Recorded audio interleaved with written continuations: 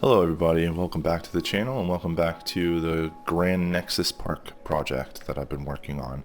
And I'm having a ton of fun building this park. I feel like I'm really improving in the game and really improving on my building and kind of like theming and whatnot. And trying to improve upon my coaster track building, which you'll get a glimpse at later in the episode.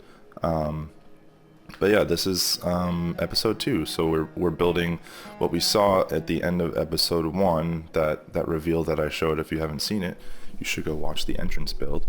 That's where I kind of theme up that circular structure right beside the tower that you're seeing me build here.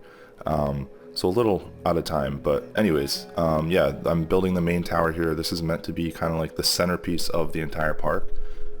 Ideally, as I build out this park, each region is going to have sight lines to be able to see this kind of like towering in the distance and have that aura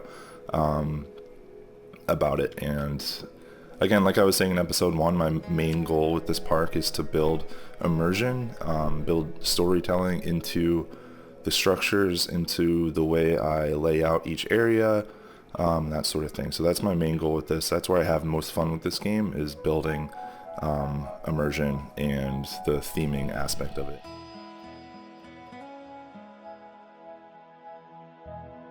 So sort of like what I said in episode 1, what really fueled like the direction with these builds so far in this series, in this park, the entrance and then this main kind of hub area of that holds this tower. My main kind of inspiration here was the feelings that I got when I played Zelda Breath of the Wild, Zelda Tears of the Kingdom. The way that game allows like the environment to kind of tell a story is just captivating to me and super intriguing, and I wanted to try my hand at that in this park. So that's kind of like where my mind was when I was trying to develop like the strategy, I guess, for lack of a better word. It was just trying to create a sense of intrigue for people who come to this park, and again, like the whole idea of going through that portal at the entrance and then you see the tower in the distance and like, oh man, that's like you're immersed into this ancient civilization, lost civilization type world, right? So that's what I was going for. In terms of like the mechanics of this build, like this is what gave me the biggest trouble here, is the staircase spiraling up. Not sure if I did it most efficiently. I kind of lost my patience a couple times too. So you might see some jank. I think the staircase itself isn't super terrible. It gets the job done. It's more when I tried to build the railings going up with it. That's where I noticed the imperfections in the way I built this. And then, yeah, you'll definitely see some jank there. And I tried to blend in that jank with some natural overgrowth of like vines and trees and boulders and whatnot, so I think it ends up looking really nice in the end anyway. But yeah, up close you can kind of see the imperfections of this. But yeah, I've been having so much fun building this park and kind of immersing myself and diving into the creativity that's involved in this park, and I just feel like every day I have a new idea that I want to try to implement. So I've been sitting on this footage for what seems like 2 months now, and I haven't wanted to sit down and watch and talk over my footage. I just want to keep building.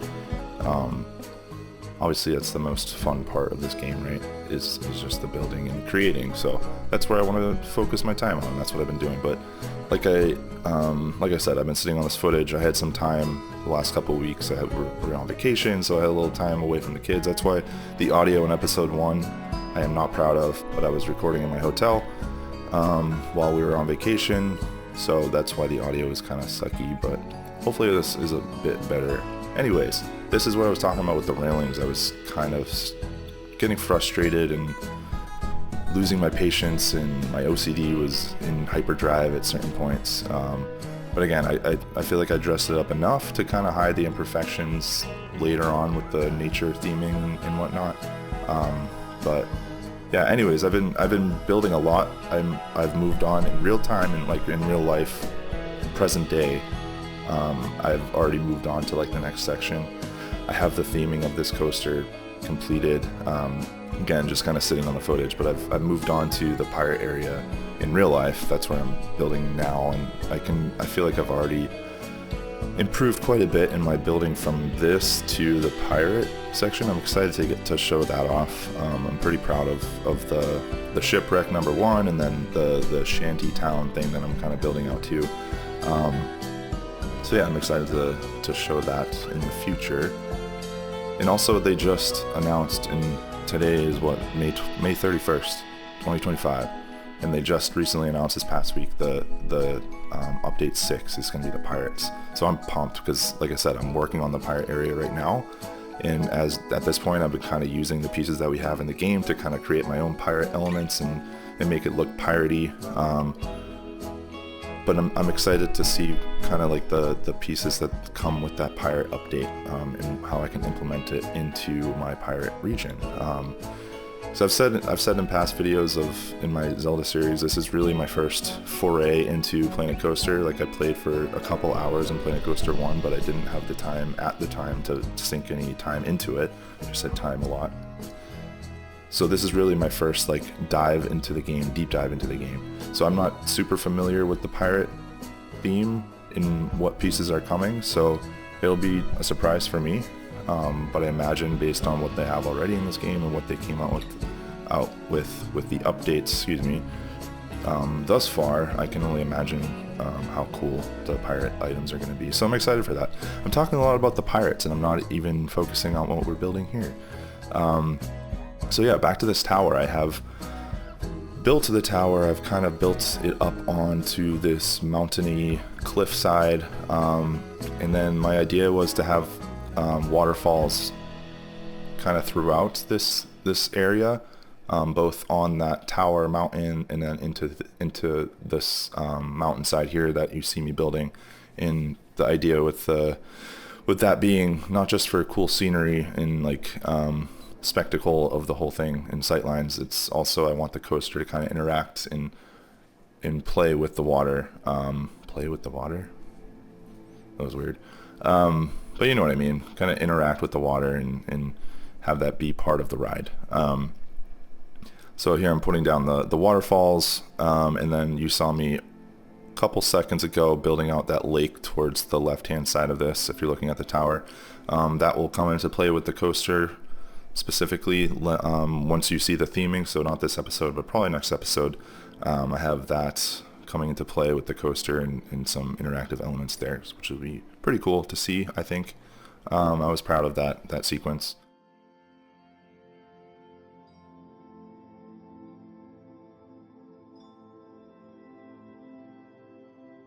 But yeah, this is kind of where my comfort zone ends. Once I'm done finishing like theming up this area around the tower and get to the coaster build, that's where you guys are going to see me really struggle. And I'm sure if people find this video and start watching this series and me play this game and build coasters, I'll have a lot of critiques, which I'm happy to get. I got a lot of helpful advice recently. I posted actually the POV of this coaster that I'm going to be building in this episode. I posted the POV on Reddit this past week, and I got a really good group of replies and pieces of feedback advice. Things that I kind of knew was wrong with the build, but it's nice to hear from people who know what they're doing, what they're talking about, and have a lot of experience with coaster building in this game and coasters in general, which I do not. I've mentioned in the past, I'm not a ride person per se. I'm a theme park person. I like the immersion. I like the kind of like the feel, the vibe of being in a theme park more so than the thrill of a ride. So I don't have a ton of real life experience in that, which you'll be able to see with my coaster building. It's definitely not perfect, but I'm learning, and I'm hoping that the community can continue to, provide good advice, and watching other people build and watching other YouTubers and whatnot, and seeing people post on Reddit and social media and stuff is definitely helping give me a different perspective on how I can go about building tracks and track layouts and coaster layouts in the future. So hopefully you guys will see me improve as we go along.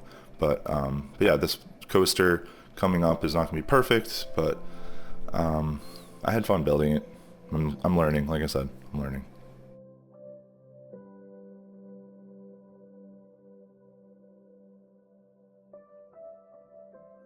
One thing I will say about this area though that didn't really sit well with me after I finished it, I kind of imagined this being like a village where the guests would walk around, again, like a main hub of the park where like there would be a lot of shops and maybe a flat ride or two. And the way I constructed it and built out the coaster had it had a pretty big footprint. So kind of ran out of space to do anything like that. But my initial plan was to kind of have like a circular kind of like shop area, dressed up in this ruined civilization village type deal. And then the other areas of the park would branch off from the center and kind of like a spoked wheel, if you will. That's kind of like the image I had when I first started planning this out. So that's the one kind of thing I'm not super happy with, is the way I ended up building this didn't really allow for that. So but I think the way I have it now might turn out to be better and more immersive. But yeah, that's kind of like a downside to the way I built it. But I'm still happy with how it came out. I think that I'm really proud of this area. I think it really kind of, again, gets the point across that this is like some mysterious lost civilization that has been overtaken by nature over the however many years. Yeah, you'll see me here just kind of updating the scenery with some foliage. I actually end up, in the end, removing these jungle trees that I found on the workshop, which are super cool, but it's just too many pieces, and my computer, you can probably see it right here, my computer was kind of slowing down as I started really theming this up, so I wanted to be mindful of the amount of pieces I was using for each item, which, since this episode came out, actually within the last couple of weeks, I just updated my hard drive to a SSD rather than the normal old school whatever it's called, the old school hard drive. So my computer actually can handle a lot more now than it could at this point of recording. So that's good news. And here is the aforementioned coaster building. I'm trying to utilize the smooth tool more as I build, and kind of build this section by section rather than kind of just trying to go for it and hope it works and I get lucky. But because that didn't serve me well. I have another park project on my channel where I was building out a Legend of Zelda theme park. I'm a huge Zelda fan, if you didn't notice. I feel like I reference Zelda quite a bit, but that was my first project, was that Fields of Hyrule Park, and I have a coaster build in there that I feel like I went through like 17 iterations before I got anywhere close to something that like worked and wasn't like incredibly unrealistic and janky. But that was like I tried to build it all at once, and I didn't really take my time. Again, I kind of lose my patience with some of this stuff. And I just want to go and I want to see the finished product, so I kind of rush through, which isn't the greatest way to go about things, but yeah, this one I tried to be more mindful section by section as I was building, rather than just going all out and trying to finish it in one go. And the one thing I used in this one too was the banking offset tool, specifically for like the inversions. I saw a YouTube tutorial on how to build like the heartline rolls and stuff and how that mechanic worked. So I definitely am trying to learn. Like I'm doing some research in terms of like what makes a realistic coaster, what makes what elements should be where, how they should be incorporated, how they should be built. Definitely not close to being perfect there. I keep saying that, but anyways, I saw a tutorial there, so I learned about the banking offset tool, so that's been helpful. And since I posted the POV of this ride, this finished ride on Reddit, I was actually chatting with someone privately who messaged me, so thank you to that person who did that and gave me some really good advice. But he was saying, or she, I'm not sure, they were saying to use the banking offset tool also into the banking, because that's a lot of the critique I get from this ride, is that the banking on the turns were just not enough to be realistic and provide a smooth ride for the guests that are on the ride. So that's something going forward I'm gonna use and try out and see how that works. So excited to do that. So again, thank you to this community for being like open to feedback and giving advice, it's helpful. And I think if you're open to the criticism, then it's obviously a lot easier to improve what you're doing in anything, but this game is no exception, obviously.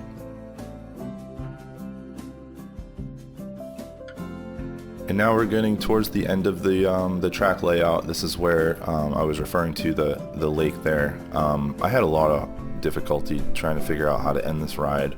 And again, that same person who told me the banking offset for banking the turns and stuff and being more effective there. They also told me to maybe at some point build backwards from the station so I can get like the brakes into the station right, and because as is, the braking sort of sudden and you're kind of like screaming into the station and all of a sudden you hit the brakes. So obviously I know that's not how ideally it should be, but I was so just done with trying to figure out how to finish this ride that I just kind of left it as it ends up, that you'll see probably next episode more so than this episode. I don't know if I have a POV of the unthemed ride, but that was another piece of good advice that I got from that person, to build backwards at some point in the ride, to get the brake section into the station, get that right and feel smooth and stuff. So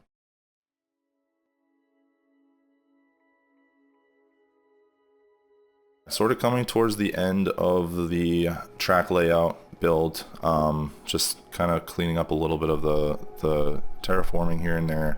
I don't really get into any theming in this episode. That'll be more for next episode, because truth be told, I went through a lot of iterations of the theming and it just took me a long time, so I think that's a whole episode in and of itself. So again, we're coming up to the end of this one. I hope you guys are enjoying what you're seeing so far. Please, if you guys find this video and you are a coaster fanatic, a coaster connoisseur, give me some advice on how to build properly next time. Like maybe there's something I'm doing that's less efficient.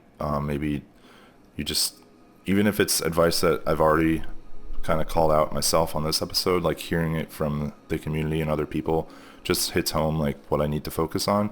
So I'm totally fine with repeat criticism. So looking to improve, so please feel free to comment, let me know what you think, and yeah, I'll see you in the next one. Bye bye.